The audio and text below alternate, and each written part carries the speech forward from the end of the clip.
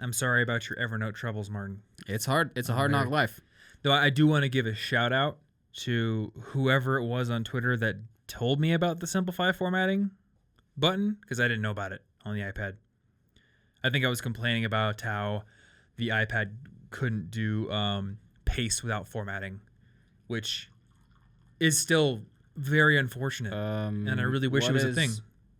Wait, it couldn't do what? It can't do paste without formatting. Oh, paste. I thought you said pace. Oh, like, no, paste. Like I'm going at a fast pace, and then I just didn't understand. Nah, paste, That which I makes use sense. all the time.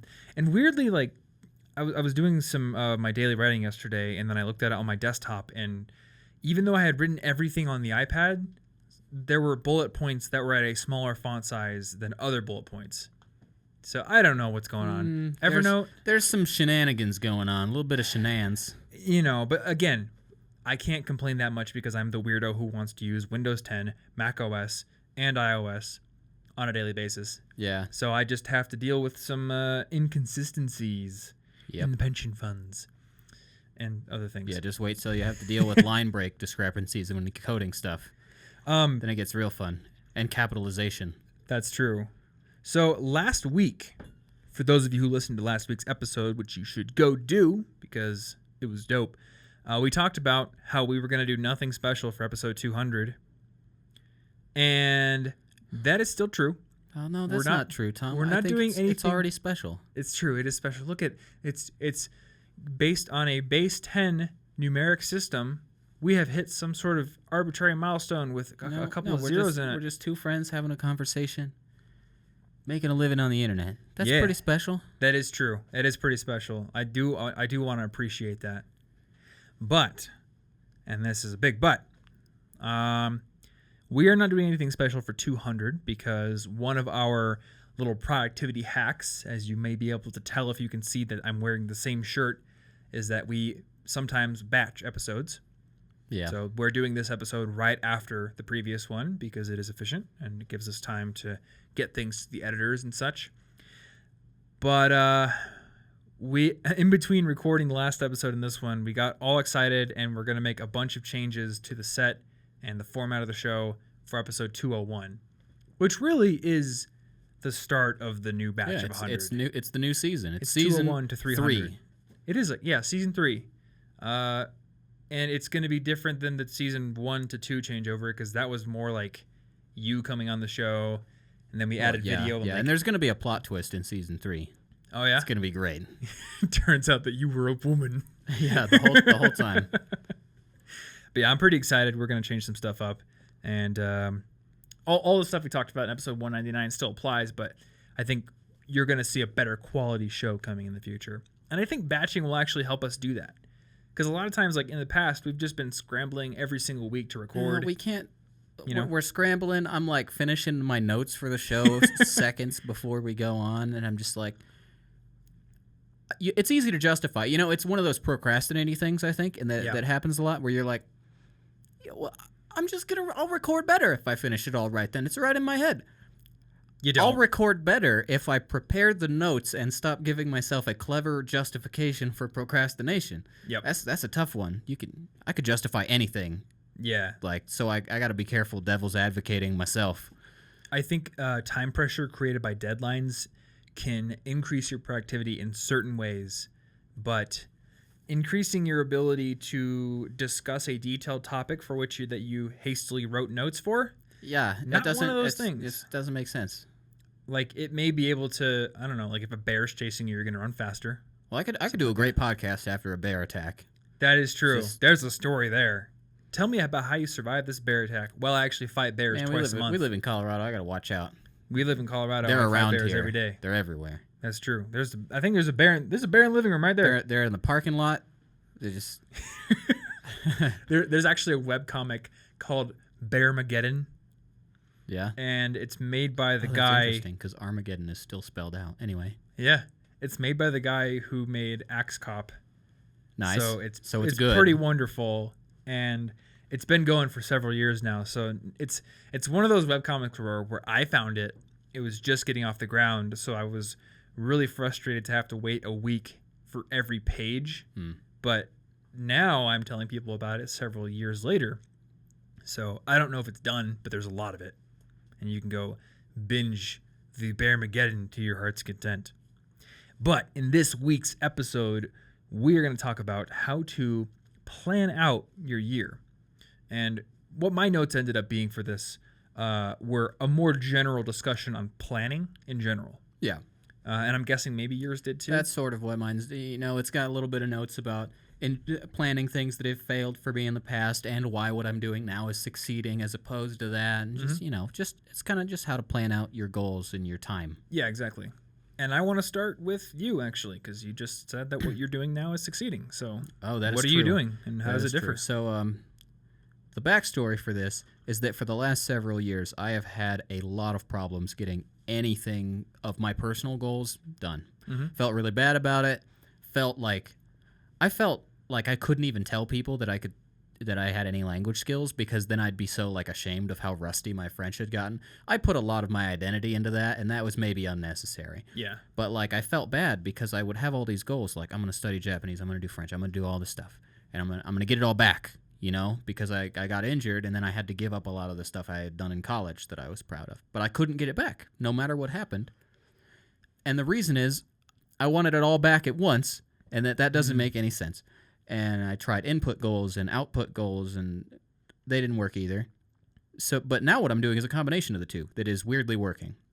Okay. So basically, I pick one goal out of my goals. I pick one.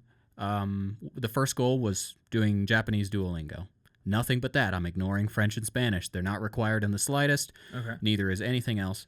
And then I say, I do this for 30 minutes a day until I've reached this endpoint that I very specifically set out, finishing Japanese Duolingo. And the endpoint is relatively short term. It's not a years-long endpoint. I know I can do it in a little bit, so it's not overwhelming. And then, once I do that, I get to excitedly pick my next project, and I say, I'm going to do Spanish and French Duolingo review, just because that will be quicker for me and because I want to get them to be less rusty. Okay. And then I did that. And then I went through Text Fugu. So I've done so much since January 1st of this year that I have outpaced my last 3 years of productivity. Just in 1 month? And the thing is, I've predicted everything so wrong, because I thought the French Duolingo would take me months, and then I did it in 2 hours the next morning. 2 hours? Yes. I thought you did it in 2 days. 2 hours. 2 hours. Well, I have my clocks disabled, so I accidentally thought that I hadn't been there that long, and 2 hours passed. Okay. But the reason this is different than before is because before I've tried, I'm going to set this goal, I'm going to do this month. But I don't know that I can do that in a month. Often I would set goals that simply couldn't be done reasonably in a month. Right. Then I would feel bad, and I would fail the goal. Or I would be like, here's a daily habit, slow and steady. I'll do a little bit of Spanish every day. But then I'm like, but when do I do Japanese or French? I can't do a little bit of all of them every day, and I can't do a little bit of all of them and cooking every day. There's so much time. I'm an adult. Right, yeah. I have a job, cooking, cleaning, relationship, friends, Monster Hunter. It's very important. It's very important to play Monster Hunter. So basically, the reason that this year so far is more productive than the last several for me on a personal level is because I pick an input-based goal in the form of the 30 minutes a day. Right. And I isolate it, so I'm focusing on one goal at a time, because that's all I have time for reasonably. Yeah. And then I have the output. There's an endpoint. It's not a forever habit. So since January 1st, are you saying that you actually haven't been spending any time at all studying French and Spanish? Only during the times when I was I finished the Japanese one pretty early on, and then I did Spanish and French Duolingo just because I could test through 80% of both of those, and then I just wanted to get them all finished just so I could be like, ha. But this was all after the Japanese goal was finished. Okay, so you're no longer doing the thing where it's 30 minutes to Japanese, 30 minutes to Spanish. No, because the thing is, I can't reliably have that much time every day. Yeah. Sometimes I'm just busy, and sometimes I'm busy for days in a row. Yeah, that makes sense. I think a lot of the reason that it's working better for me is that this is an honest and realistic expectation based on the time I have. It's frustrating to be, in college, I had summer break to look forward to. Or winter vacation, right? And I got 2 EPs. I got all the achievements in Skyrim over the summer, and I was like, I could do everything because I have a whole summer to dedicate to these projects. I can't ever have that again.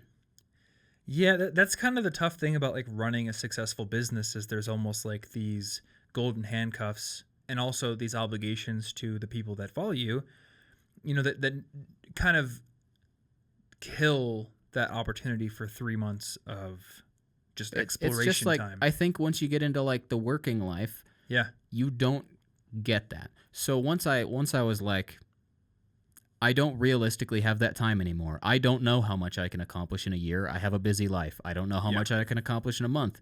But I do know that if I take this little piece every day and I have an endpoint that I know I can achieve, I will at some point get to it, and it will take as long as it takes, and I'm bad at predicting that. Yeah, it's really tough to predict it. So, it would be really nice if we could somehow build into the work schedule someday. My friend Sean McCabe, at least in the past, did this thing where every 7 weeks there would be a week-long sabbatical, as he called it. And he would either travel somewhere or he'd spend that week focusing on making music. So it was basically like 7 weeks on, 8 weeks off. And we have a lot of actual freedom in this job. It's just that I think because of the way that scarcity of time works and that time pressure works, we are always butting up against the next deadline. And then any time that there's a lull, we end up taking on a new project.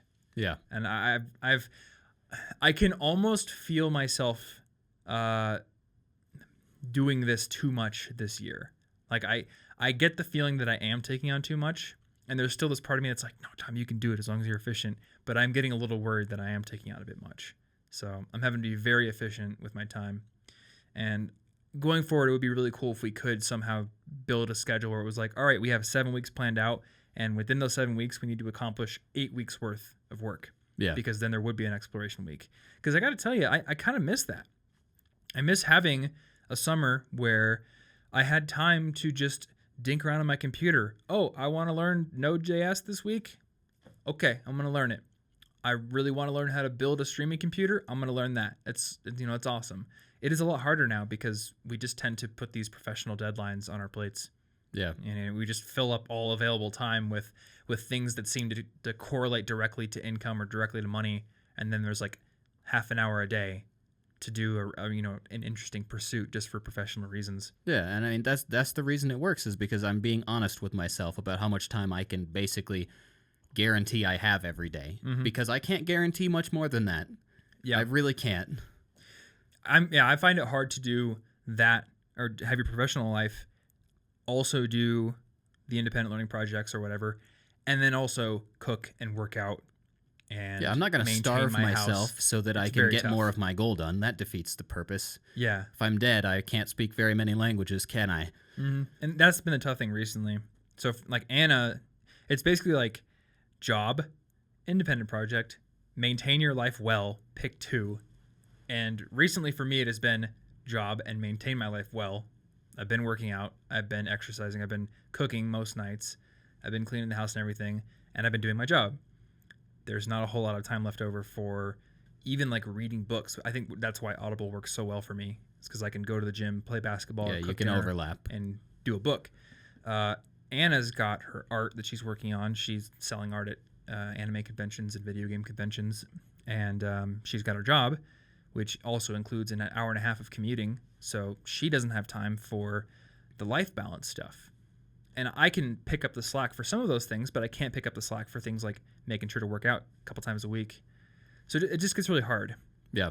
And I would love to figure out some way to effectively build in a sabbatical into my schedule somehow. I think that should be like my plan going forward. And maybe that's actually like the thing I should aspire to do is like plan my year out in 8-week increments.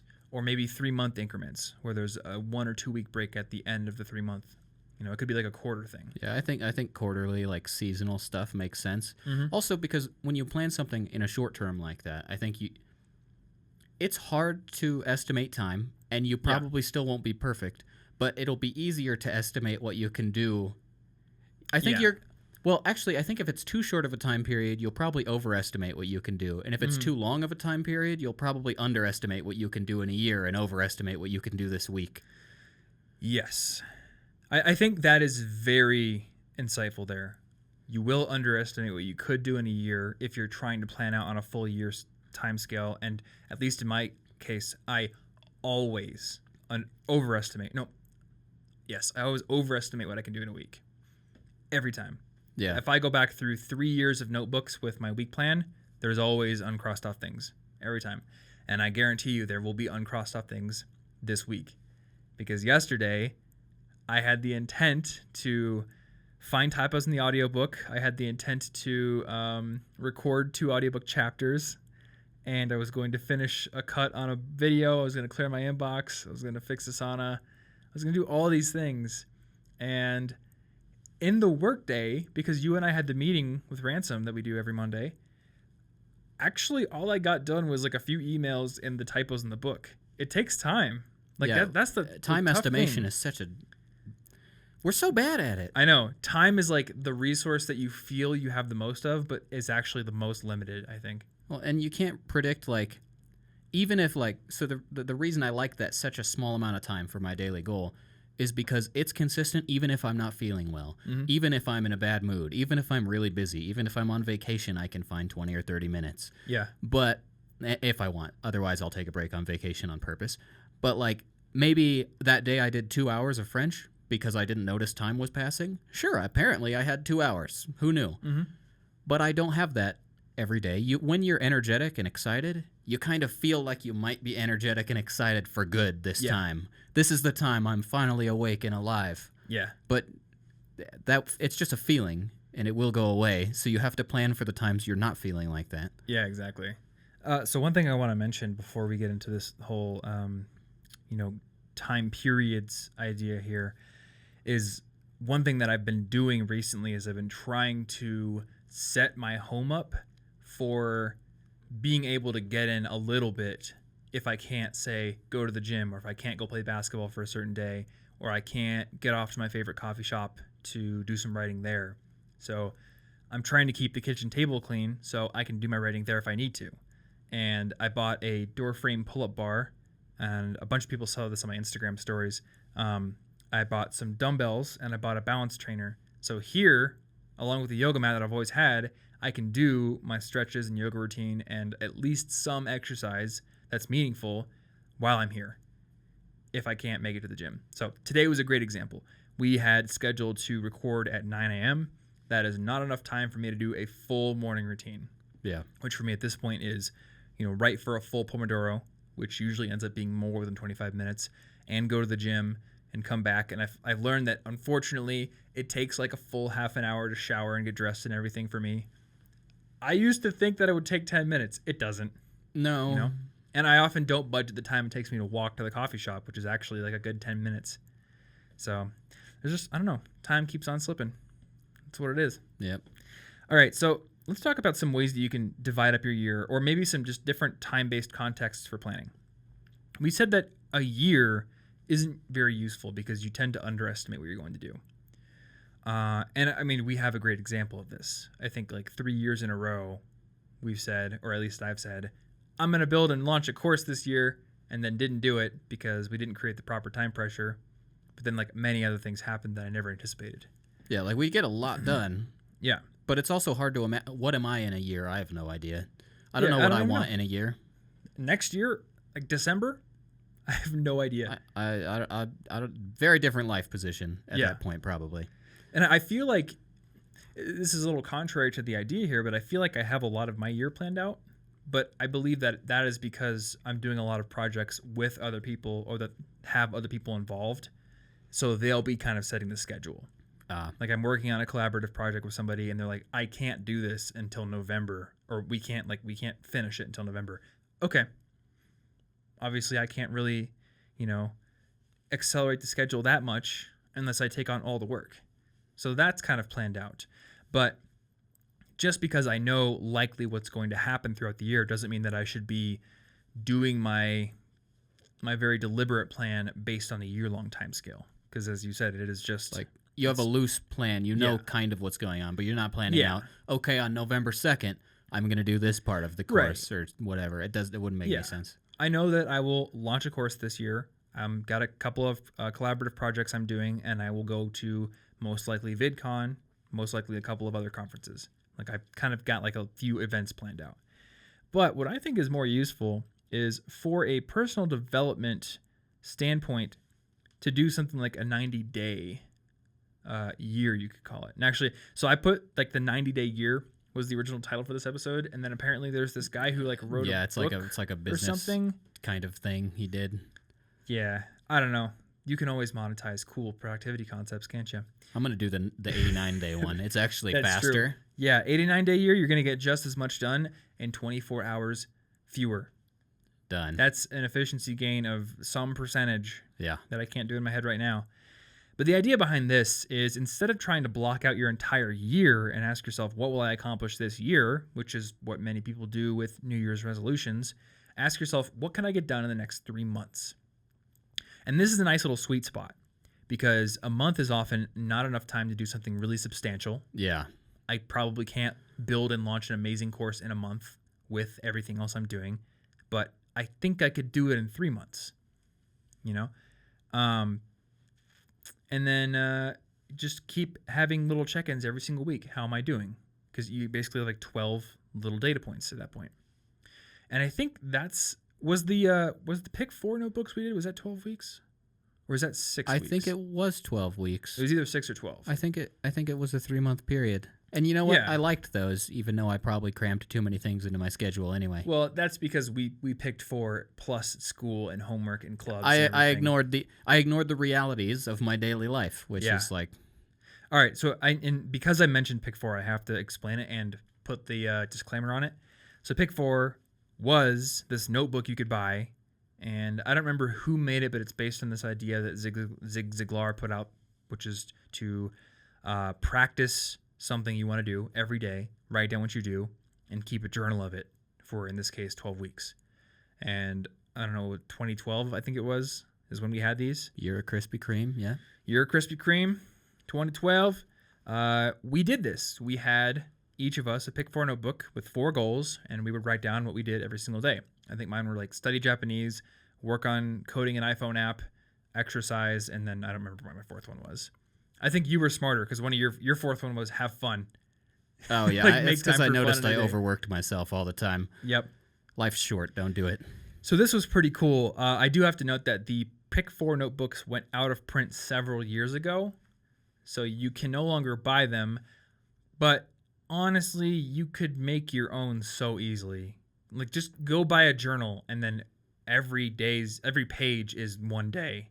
So if you want to have 2 goals you're working on, or one in your case, you're I'm doing one. I'm doing a Pick 1. Yeah, and that's tailored to your time, right? You've got because I know I'm small this amount busy. of time. You know, if somebody else has enough time to put half an hour into Japanese study per day and do something else, all right, buy a little paper journal and draw a line through each page, so that way you have 2 little sections per page, and then that's your every day write what you studied in Japanese and write what you did and the other goal. And over time, you're going to start to see this progress. Plus, and the whole idea of Pick 4 is if you don't do anything on a day, you have to put a big ol' I did nothing on that day's sheet. Yeah. So it's kind of using that principle of don't break the streak to keep you going over time. Because the tough thing is you start any goal with a lot of motivation, but eventually the realities of everyday life get in the way and your motivation wanes, and then you eventually give up on it. That's why every gym in the world is packed on January 1st and then dead in February, which is why I tend to not go to the gym in January. Yeah. Too many people curling in the squat rack. Yeah. So actually, I'm going to turn the camera off real quick because we're still using this dumb camera. So we'll take a break, and then I'm going to talk about my reading challenge in just a couple of seconds. This week's episode of our podcast is sponsored by Brilliant. Brilliant is math and science enrichment learning. What that means is they provide a platform for learning math, science, and also computer science in a very active and challenging way. And the way they structure their courses, which I'll talk about in a second here, is that they throw you directly into challenges and problems that you have to solve immediately, which provides a much more effective way of learning, and you're going to get up to speed on the subject that you have chosen much faster. In lecture-based courses, you often start with a lot of intro material. You're learning a lot more passively. A lot of times you have to go and introduce yourself to the class, and it takes a while to really get into the meat of the subject and start doing the things that you're really interested in doing.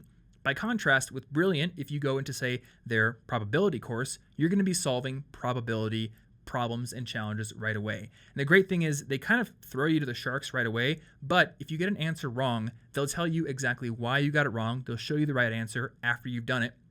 And then you can also go into their very detailed wiki to increase and deepen your understanding of all the concepts that you're learning about.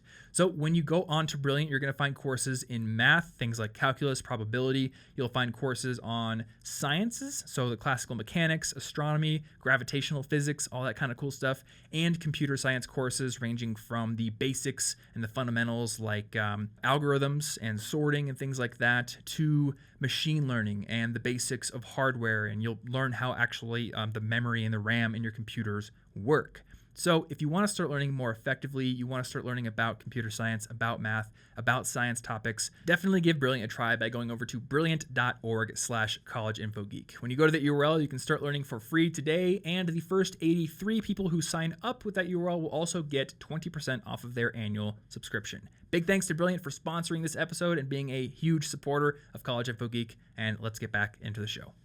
And we're back.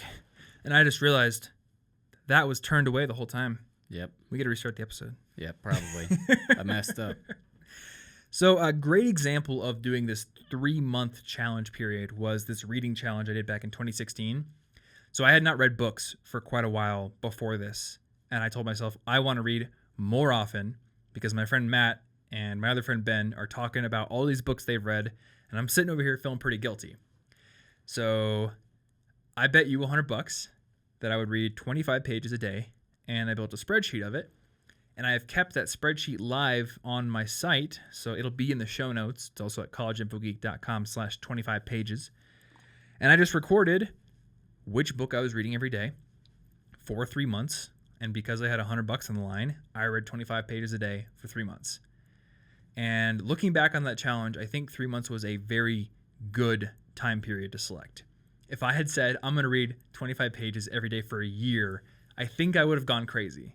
Yeah. Because it was time consuming. There were days where the book I had picked was complex. And unfortunately, the 25-page goal didn't really respect the fact that like one book may have twice the amount of text on a page than another one. Yeah, or it's a really convoluted story. Yeah. Like I read Good Calories, Bad Calories by Gary Taubes. That was a ridiculously in-depth scientific slog of a read. And doing 25 pages took more than an hour per day on that one. Whereas when I did The Cuckoo's Egg, which is one of my favorite books ever now, I just zoomed through that one. Yeah, I was reading like 100 pages a day on that one. I feel bad about how slowly I read some books. But then I'm just like, no, it's because David Mitchell books are confusing. Yeah. It's the 25-page thing doesn't respect that not all pages are written equally. Hashtag not all pages. But yeah. I did do 25 pages a day, and I ended up reading, I think, 13 books over that 3-month period. And 3 months was very good because it was very challenging, especially in that last month. I was like, I don't want to read these 25 pages, but I'm going to do it. So it wasn't just like, I just did a month. Whatever. It was just a month. But it wasn't a full year. And I had the ability to move on to the next thing. I think a year is tough. Yeah, well, I think that's really important because, like, a lot of the times in the past, like I was saying, I'd try, okay, well, obviously a daily habit of some form will help. Mm-hmm. But then I have so many things, and if it's just daily habit, well, when does that stop? If there's no endpoint, whether it's when I finish this particular endpoint or in 3 months, if there's no endpoint, then it starts to feel like, oh, God, this is the rest of my life. Yep. This is the rest of my life. This can't be true. What if I wanted to do something else? What if I wanted to get into something else? I can't. I've already promised the rest of my life. Yep. And then I just give up without having really accomplished much yet because I'm freaked out about how long I'm going to be stuck doing this. Yeah, exactly. But, I mean, 90 days, 3 months, that's pretty good because I think it's pretty realistic to assume you could accomplish 4 significant things in a year if you really focused on them. Yeah. That'd be really cool. You'd be able to look back on the year and say, like, I did 4 really, really cool things. Yours was the season of reading, it turns out. And you read quite a lot, right? It was 13 books. Yeah, that's a lot. That's 3,000 pages or so. More than I've probably read in the last 3 months, and I love reading. Yeah, that was a cool goal. So, let's talk about how to track your progress on these things. So obviously I did a spreadsheet where I just did my entry every day. You could do a journal because you can't buy Pick 4 anymore. How do you track things? I have so for this little stint where I've been doing the input plus output based goals, I've got an iCloud note that marks the date that I started and then the date that I finished and what I'm doing. So it's like Duolingo, and then it's like Spanish and French, revive everything in Duolingo, and then it's like go through Text Fugu, and then so I get to look back at each little period and say, look at what I just accomplished, because I often forget what I've done or how long stuff has taken. Yeah. Time melds together in my head. Yesterday might as well be last week and vice versa. I remember them happening. I have the memories. Yep. I just couldn't put them on a calendar. So I've been keeping a little note to mark what I have done, and then I keep track on a daily basis using Momentum. Okay. Which is an iPhone app for anybody who doesn't know. And Habit Bull would do something similar, or like literally anything, or a calendar where you just mark every day you do something, or put a cool Pokemon sticker on it. Like, you should do that one. Like the Momentum thing, it's not that complicated of an app. I just like it. Well, it's nice because it also has the widget view, too. Yeah, that's why I like it. It's because it's got that really convenient grid of everything. Mm-hmm. In iOS 11, do you still swipe to the left to do it? I don't use any widgets anymore, so I think you do. You don't pull down anymore, right? Well, I mean, you swipe your thumb to the right, and the screen comes in from the left. Oh, that's right. Oh, yep, there it is. It's the same thing. Yeah, it's like that. Okay, I am not using any widget-based habit things right now, though. Well, I mean, in time, I may switch to something else, as I often do. Yeah. But being able to not overestimate what I accomplish and not underestimate what I can accomplish is important. Time estimation is a skill you'll probably be building until the day that you have no more time to estimate. Yeah, it's very difficult. It is very difficult. I am actually using Habitica again. I love Habitica. So, in theory, that's my favorite one. It is my favorite one. It just breaks me. Yeah, I know it makes you... I like video games too much. I like trying to be completionist, and then I ruin it by putting 15,000 habits in there to get all the points. I break its point. That's my fault. Weirdly, I love Habitica, but I'm not doing any of the RPG stuff. I wanted every bit of the armor. I'm not buying gear. I'm not buying mounts. I'm literally just open the app and I check things off. It's a great app. Though I do like that you can party up with people, and then like your success is their success, your failures are their failurs. That's your very accountability powerful partners. Thing. Yeah. And you're like, hey, why did you just cost me health? Exactly. Do your habits. So I'm trying to get Anna to start using it again and be in my party. Yeah. So we can each like do our goals together. So we have a 3-month time period. I think there's also there's usefulness in looking ahead to more recent milestones. So like the month ahead. Maybe the month is too small of a time period for like a big goal, but we often look a month ahead for things like we want to get this many podcasts done. Here are the topics we're going to select.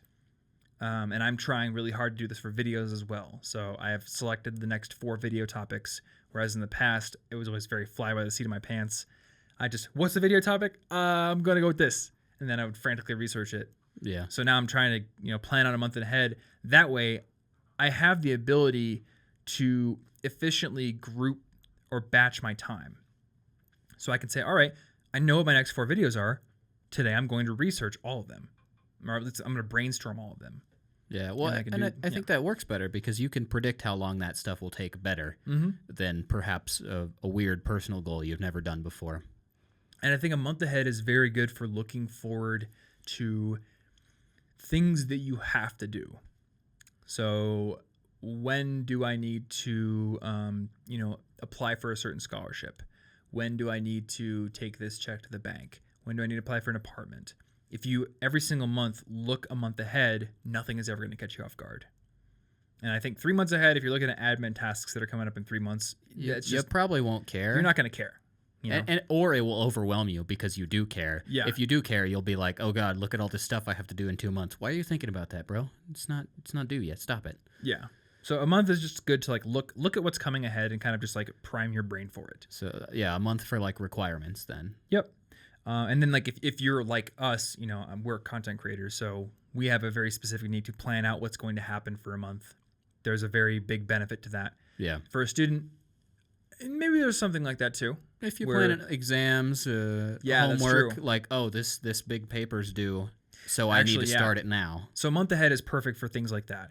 Not very useful to look 3 months ahead and say, I have a final, I should start studying for the final 3 months in advance. That's just going to encourage you to procrastinate on it. Yeah. It doesn't. Month ahead is great because you can say, okay, I've got my calculus final in a month from now. 3 weeks from now, I'm going to start studying. I'm going to start building that scheduled timetable of when I'll study, how I'm going to mix that in with due dates for homework and projects. And, you know, I'm good to go. Yeah. And we have a whole video on that, how to build a final study schedule. So we'll put that in the show notes as well. And then we have things like week and day. So these are also very important as well. And I think these are the ones you're going to spend the most time in.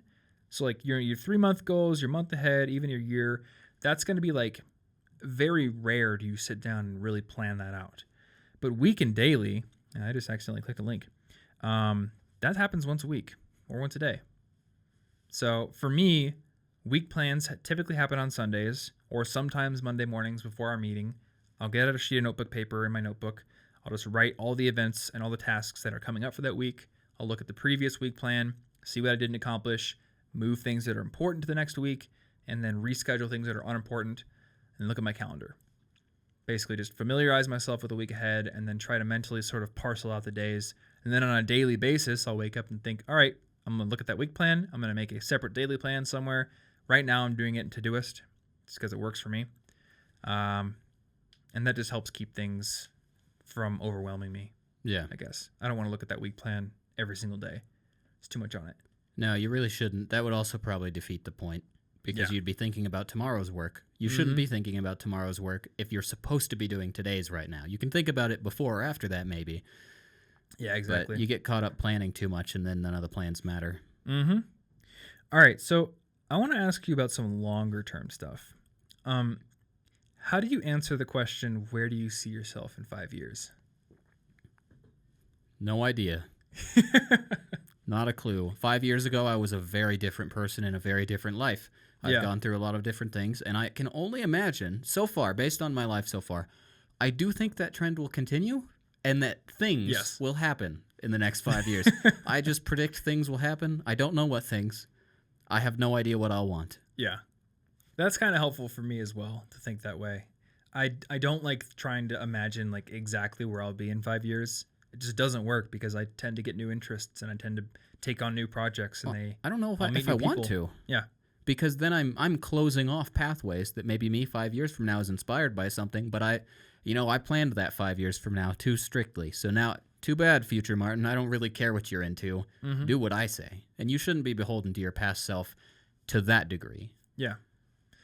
Yeah, I remember. So this question reminds me of something that I had on my impossible list, and I think it's still there, which was, quote unquote, retire Mr. Money Mustache style by age 40, meaning have enough in the bank or in stocks and mutual funds to be able to live off of the 4% rule. So basically, like, you can basically, as we talked about in the investing episode, you can expect your returns to be 5% in the market at least. So you could take 4% and live off that from your portfolio, and your portfolio would still grow, albeit slowly, but last forever.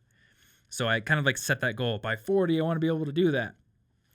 And I just care so much less about that goal now. I care less about like wanting to be able to quote unquote retire at a certain age. It just seems silly to like place that on a certain age to me now. And I remember I was listening to a Gary Vaynerchuk podcast, and he had a question from somebody saying, I want to be financially independent by the time I'm 30. How do I do that? And his answer was, the first thing you should do is not put a number at a certain age of your life, because that's a good way to limit yourself, even if it is a very ambitious goal. So think on a much smaller time scale. What's the next big thing I can do? How can I grow? How can I help people? How can I build something amazing? Yeah. And eventually, if you're doing that, the money is likely going to come anyway. Yeah, like the larger time spans aren't predictable, so don't try to predict them. Yeah. But you could be doing something right now. The short term is the only time you do anything. Yep. Yeah, and I can tell you, it's been 2 or 3 years since I set that goal, and my life has changed so much since then. Like, that goal is, at least the numbers in it are no longer feasible. Because, I wouldn't want to live at the level of money that I set the goal for. So it's either, okay, I can just bump that number up, or I can just not worry about it. Yeah. And maybe that's just my personal opinion, but I guess I just don't care about being able to retire at a certain age. Well, I mean, I guess planning ahead for something like that could be important if it actually meant something, but that's a rather arbitrary thing you set up. You just decided this. It wasn't like nobody else is forcing it. It doesn't really affect anything else. It's just an arbitrary goal to make you feel bad or good about. Right, and I guess from the vantage point of a 24-year-old kid, what does 40 mean, and how is that any different than 65? It's still 16 years in the future. Like, okay, maybe it would be cool to imagine being 40, being healthy and somewhat young still, and having enough money to do whatever I want, but it really doesn't affect me at 24. And this isn't to say that it isn't useful to have long-term plans. Obviously, you should be planning for retirement. You should have a savings plan in effect, but I no longer feel like the whole financial independent, whatever goal of being independent at 40 is necessary for me. Yeah, it's cool to fantasize and plan about the future. You just shouldn't be rigidly stuck to it. Yeah. You gotta, stick and move. Stick and move. Exactly. You gotta be flexible.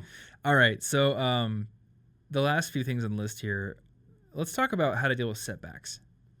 Because every time you plan something, life punches you in the face. It does punch you in the face, doesn't it? Mike Tyson once said, everyone's got a plan until they get punched in the face.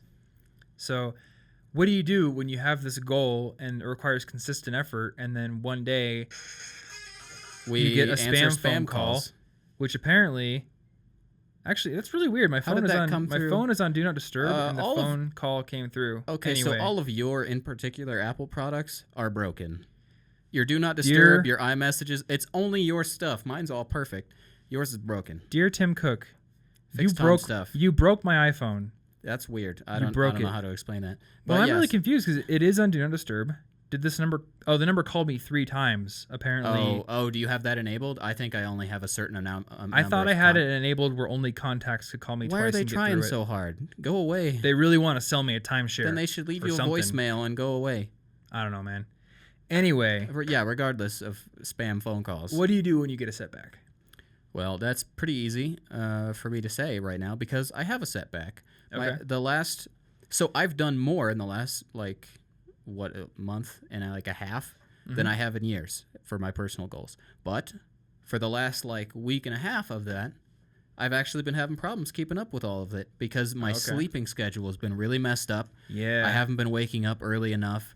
I woke up the other night at 2 a.m. suddenly feeling like I might have a sinus infection. So that's awesome. And because of all these things, I've got a lot of unchecked check boxes, and that disappoints me. Yeah. And it makes me feel bad. And the way I'm going to fix it is that I'm going to sit down tonight, reconsider what I can do to fix this. Do I need to maybe alter the amount of time that I've got in here to be more realistic to what's going on with my sleep schedule? Why am I having a setback? What's causing it? Yeah. What can I do to fix it? Is there nothing I can do to fix it? If so, then I should alter the goal to be realistic. And if I can fix it, then I should. It's basically, yes, I have not been as consistent the last week, and it makes me feel bad. But it would be really easy to just say, well, fine then. It was pointless to try. Throw all the goals to the wind. Stop caring at all. But that's not... I did more in the last month and a half than I have for years.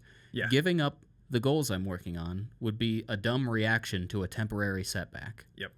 I just need to refresh, start anew, and then do good from then until the next thing sets back at some point. There will be another one. There's always going to be another one. I don't think there's ever going to be a point where I'm like, finally, I've solved every life problem forever, and I can just I can just relax now because from now on, everything's going to go just as I wanted. I think humans are wired to always find problems Yeah. Like otherwise, if it was perfect, we would find a problem. Why would people living in like the perfect suburban neighborhood be like, "Oh, my neighbor's lawn is 1 inch too long"? They want something so to be angry. People want problems, either to be mad about or to solve, depending on your personality type, maybe. That's true. Yeah.